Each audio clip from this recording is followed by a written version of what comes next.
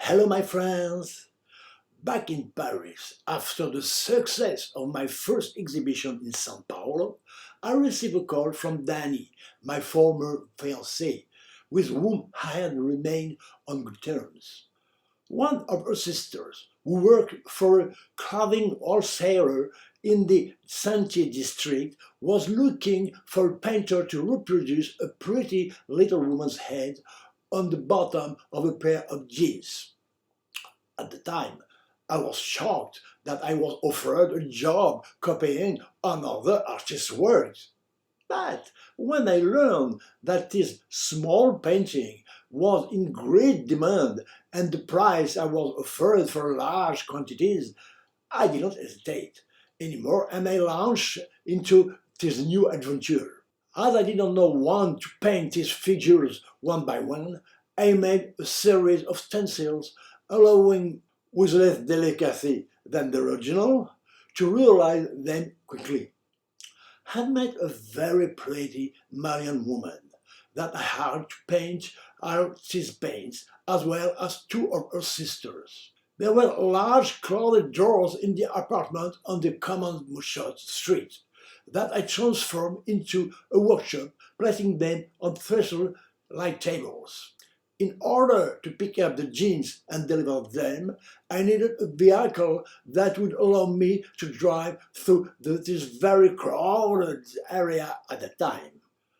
I had the idea to buy a used Honda 750 for the queen of the time. My previous Kawasaki 350 bike was stolen. I went back and forth between Montparnasse on the left bank of the Seine and the Sentier on the right bank with a bunch of jeans on my luggage rack. One morning, I realized that my motorcycle parked in the building's parking lot was gone, stolen. As I absolutely needed one to ensure my deliveries, I immediately bought another one of the same model, still second-hand. But I told myself that those who stole motorcycles did so in order to resell them, and that by painting it in an original way, I should avoid this risk. So I undertook to repaint it artistically. I realized how difficult it was for the people of the Sentier, constantly on their nerve when time changed. It was nice and it started to rain. Immediately, the fashion of the small figures at the bottom of the jeans stopped, and I no longer had an order. As I had become allergic to modern buildings and their elevators, I moved to the 15th district to a small apartment on the 5th floor without an elevator with Paula, who had lived with me since my first trip to Brazil, and her sister Jacqueline, whom we hosted. I went for long rides on my beautiful motorcycle with Paula behind me, who was not too reassured. Then I met Françoise, whose story I have already told. I also carried her behind me, but to go make love in a studio serving as a storage room filled with boxes in Levallois-Perret. One day, when I was leaving to join her on my motorcycle, at the crossroad where visibility was obscured by a train at a standstill, I was going recklessly and too fast when a car appeared on my left and knocked me down violently. After I lost consciousness, I woke up under another truck with helmet of the American police type, without much effectiveness, was next to my head. I did not know where I was, and I wasn't in pain even though my left foot had been crushed, fortunately cushioned by my biker boots, and on my shin the engine fins were printed. It should have been very painful, but it was only 4 months later, when the healing was almost complete, that I felt slight pain. In the hospital, where I spent only one night, I could hear an 18-year-old guy in a nearby room whimpering and screaming at times. His body has been smashed in a motorcycle accident too. When I came back 10 days later for medical checkup, he was still screaming. Poor guy. Then, in July 1975, tired of climbing the 5 floors, I decided to move again with Paula and Jacqueline to the beautiful apartment I still occupy on Rue de l'Ancry. Even though there was no elevator at the time, it was only on the second floor. The taste of the motorcycle not having left me, Françoise advanced me the money that I paid back to her afterwards to buy always a Honda 750, but of a new model F1, and new this time. I undertook to customize it, that is to say, to transform it completely by a garage held by a young motorcycle enthusiast motor decor.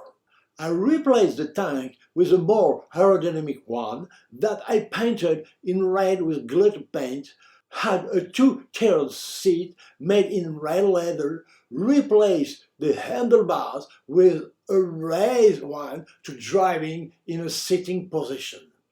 A horn and chrome headlight, trunks painted the same way as the trunk on each side, plus a large windshield decorated too. It looked great, my beautiful bike. From a distance, it looked like a prestigious Harley-Davidson, but lighter and more elegant. To complete the transformation, a gearbox pinion was changed with another one that had one of tooth less, which ensured fast starts. In the summer of 1976, I went on a big trip to the French Riviera with Françoise after having invented an excuse for Paula, with whom relationships were no longer very loving. On the way back, through a small country road, as it was very hot, I had removed my gloves and opened the slip slippers to cool off. Oh la la, what had I done there? A wasp had entered my left arm and kept stinging me the whole time I stopped the machine, told Françoise to get off quickly, and took off my jacket. My arm was covered with stings, the joys of the bike. About a year after my accident, I went to meet Françoise on a beautiful sunny Sunday morning. After the Odeon crossroad in Saint-Germain-des-Prés, I continued straight on toward the Luxembourg Palace, when, while passing a young motorcyclist at the point where the street widens, this one, thinking he was in race and wanting to turn off toward the left street, bent down without looking at me as I reached him. We both got knocked down, and I went into a big slide where I watched in anguish as a signpost came down. It's the terror of bikers who rob themselves around the pole and end up paraplegic. After being stopped by the particularly high curb on the only part of my body that could protect me, my buttocks, I found myself lying on my back. I looked up the beautiful sky with the sound of the engine racing. The bike smashed against the wall. I didn't move for fear of a broken spine, and until I was taken to hospital and given the result of the X-rays, I was terrified. Phew! I only had a slight, painless fracture of the pelvis. But still, for several years, my weakened vertebrae moved around, causing great pain. For months, I had to walk with crutches, And if I had hardly felt anything after my first accident a year before, I had very big muscular pains on my buttocks.